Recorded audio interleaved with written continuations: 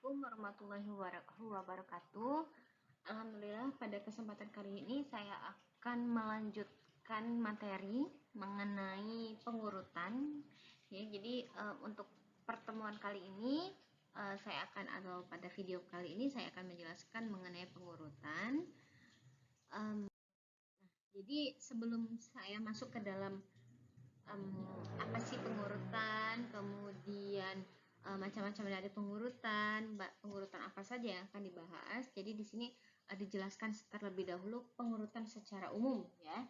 Jadi pengurutan atau sorting adalah mengatur kumpulan objek menurut urutan atau susunan tertentu. Jadi kita biasanya mengurutkan misalkan berdasarkan yang terkecil ke terbesar atau yang terbesar ke terkecil, kemudian misalkan dari urutan berdasarkan alfabet yang mulai dari A sampai Z begitu, atau dari Z ke A. Nah, itu adalah kita mengatur sekumpulan objek ya tertentu berdasarkan urutan atau susunan yang kita inginkan. Nah, jadi urutan tersebut ada dua. Yang pertama ada ascending sama descending, yaitu urutan menaik sama menurun. Jadi kalau misalkan kita diberikan, jadi sebelumnya untuk pengurutan ini kita akan menyimpan datanya itu di dalam larik L ya, atau di dalam array. Jadi data-data tersebut, data-data yang mau kita urutkan itu akan kita simpan di dalam sebuah array. Nah, jadi untuk pengurutan menaik atau ascending itu biasanya karena array kita dimulai dari 0 ya, jadi L0 pasti nilainya lebih kecil dibanding L1, lebih kecil daripada L2 dan seterusnya. Kalau menurun berarti kebalikan. Nilai dari isi dari array 0 itu pasti lebih besar daripada array ke-1 dan pasti nilainya juga lebih besar dari array kedua dan seterusnya. Jadi untuk pengurutan itu kita akan membaginya menjadi dua macam. Apakah pengurutan yang menaik atau pengurutan yang menurun. Nah, ini berdasarkan jenisnya ada dua kategori, ada pengurutan internal sama eksternal. Kalau internal, pengurutan terhadap sekumpulan data disimpan dalam memori utama komputer, jadi memang sudah ada di dalam komputer. Kemudian kalau pengurutan eksternal, disimpan dalam memori sekunder, biasanya bersifat atau bervolume besar ya. Jadi seperti misalnya di flash disk, di hard disk, di file cloud dan sebagainya, itu biasanya digunakan untuk arsip. Karena pengaksesan memori utama lebih cepat dari memori sekunder, maka biasanya pengurutan internal memang lebih cepat daripada eksternal. Kalau eksternal kita baca dulu ya, baru nanti kita urutkan. Jadi ada dua macam pengurutan, dua jenis atau dua kategori pengurutan berdasarkan letak atau tempat datanya berada. Jadi di sini ada sebenarnya berbagai macam metode yang dipakai untuk pengurutan. Ada bubble, selection, insertion, insert, heap, shell, quick, merge, radix, sama tree. Ada beberapa macam. Tapi yang akan dibahas di sini tidak semuanya. Yang dibahas hanyalah bubble sama selection sort saja. Nah, jadi saya akan langsung masuk ke dalam metode pengurutan gelembung atau bubble sort. Jadi metode pengurutan gelembung ini terinspirasi oleh gelembung sabun yang berada di permukaan. Karena berat jenis gelembung sabun lebih ringan dibanding berat jenis air, jadi gelembungnya berada di permukaan. Nah, prinsip inilah yang dipakai pada metode pengurutan gelembung, di mana nilai yang paling rendah berada di posisi atas melalui proses pertukaran. Jadi nanti ada datanya kita simpan di dalam array begitu. Nanti data-data tersebut nanti akan kita banding-bandingkan sehingga nilai data yang paling kecil itu biasanya berada di paling depan atau berada di urutan array pertama atau array pada indeks 0. Nah, metode pengurutan gelembung adalah metode atau algoritma pengurutan dengan cara melakukan penukaran data dengan tepat di sebelahnya. Jadi data yang di sebelah-sebelahan itu akan dibandingkan, kemudian akan ditukarkan secara terus-menerus sampai dipastikan dalam satu iterasi tidak ada lagi perubahan. Jadi sampai semuanya dicek ya, dibandingkan antara sebelah-sebelahan, antara laringnya itu sebelah-sebelahan sampai terakhir selesai. Semuanya sudah dicek satu persatu.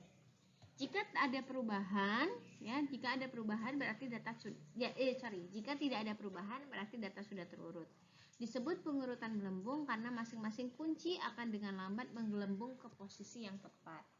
Jadi dia itu nanti akan membandingkan data sebelahnya antara misalnya lari atau array di indeks ke-0 dibandingkan dengan indeks ke-1, kemudian 1 dibandingkan dengan indeks kedua, dan seterusnya sampai semuanya terurut.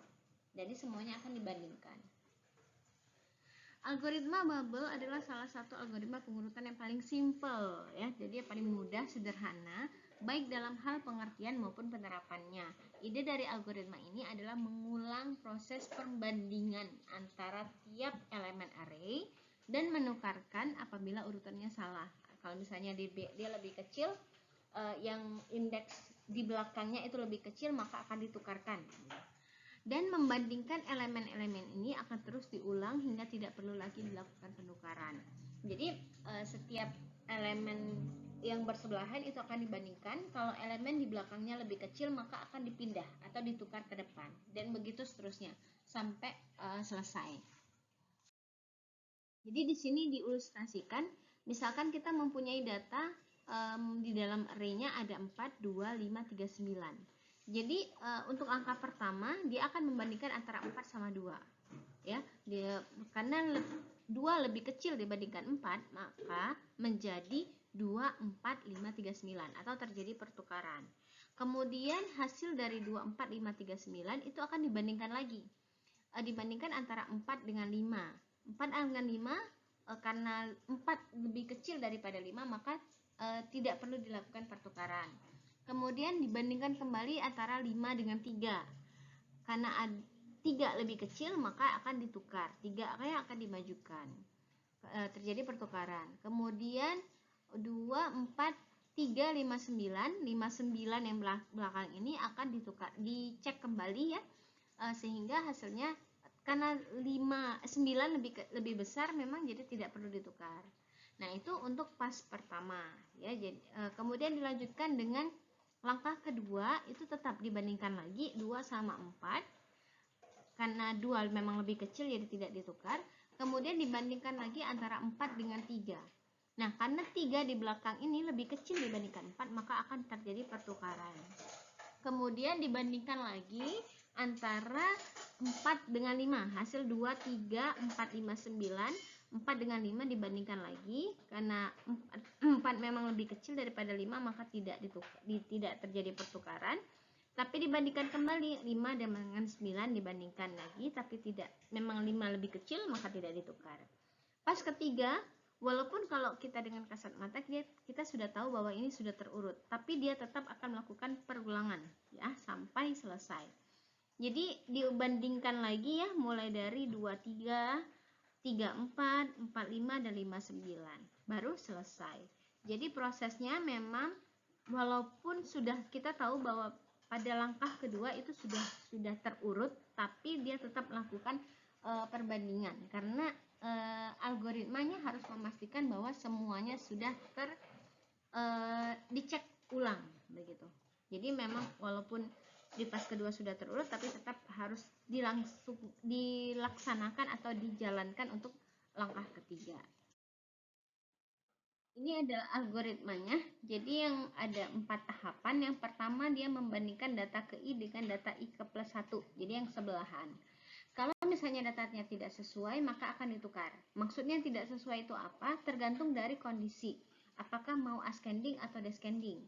Jadi kalau mau ascending, kalau tidak sesuai adalah data ke I lebih besar dari data I plus 1. Ya. Dan sebaliknya untuk descending. Jadi kesesuaian datanya sesuai dengan kita mau mengurutkannya berdasarkan ascending atau descending. Langkah kedua adalah membandingkan data ke I plus 1 dengan data I plus 2. Lakukan perbandingan ini sampai ke terakhir. Jadi baris pertama, kemudian baris 1 dengan 2, 2 dengan 3, 3 dengan 4, 4 dengan 5, sampai seterusnya. Selesai satu iterasi adalah jika kita sudah selesai membandingkan antara N-1 dengan N. Ya, jadi semuanya sudah, setiap baris itu sudah dilakukan pengecekan.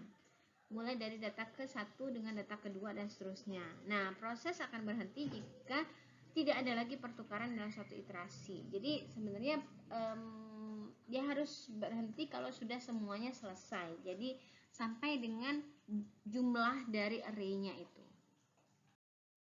Ini ya, Contoh kasus sebenarnya sama seperti yang tadi.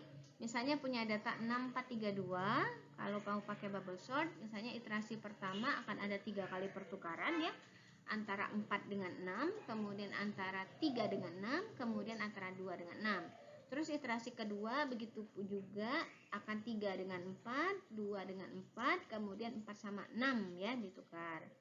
Dan seterusnya sampai iterasi keempat ya selesai. Jadi iterasi ini sebanyak dengan jumlah dari array-nya atau jumlah dari banyak data array-nya. Gitu. Kompleksitas ya, kompleksitas algoritma bubble sort itu ada 3 kondisi. Yang pertama kalau ada kondisinya base case, ada kondisi worst case sama average case. Jadi kalau base case itu contohnya kondisinya 1 2 3 4, kalau worst case yang paling buruk itu 4 3 2 1 begitu. Mau kita urutkan ascending semua ya, ini contohnya. Kemudian kalau average case contohnya 1 8 6 2. Jadi ada 3 kondisi untuk kompleksitas algoritma bubble sort.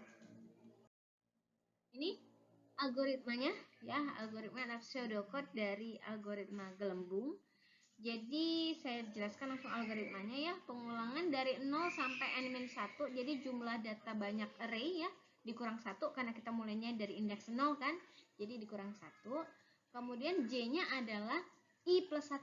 Jadi kalau misalnya I-nya 0 nanti dibandingkan dengan J 0 tambah 1 jadi 1.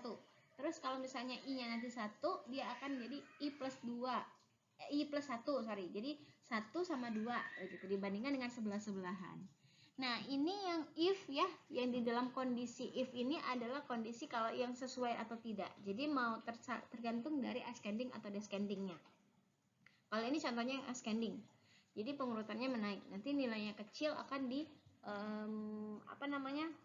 akan di depan ya. Jadi mulainya 1 2 3 4 5 begitu contohnya. Nah, jadi ini adalah pengecekannya ya, pengecekan, kondisi pengecekan. Kalau sudah selesai ya udah selesai. Nanti dia akan melakukan perulangan sampai dengan n atau sampai dengan n-1 atau sampai dengan jumlah panjang dari array-nya yang akan dibandingkan. Ya, ini kelebihan dan kekurangan dari bubble sort. Yang kelebihannya adalah yang paling simple, paling mudah dipahami ya, bubble sort paling mudah dipahami algoritmanya.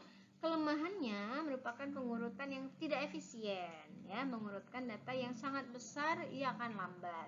Dengan kata lain, kinerja memburuk cukup signifikan ketika data yang diolah cukup banyak ya. Jadi kalau tidak cocok untuk data yang banyak.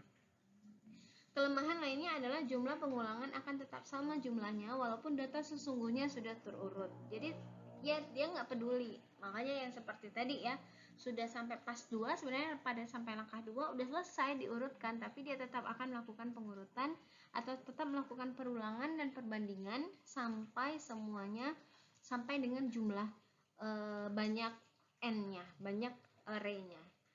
Disebabkan setiap posisi data dibandingkan dengan setiap data yang lain untuk menentukan posisi. Jadi difokuskan untuk penentuan posisinya.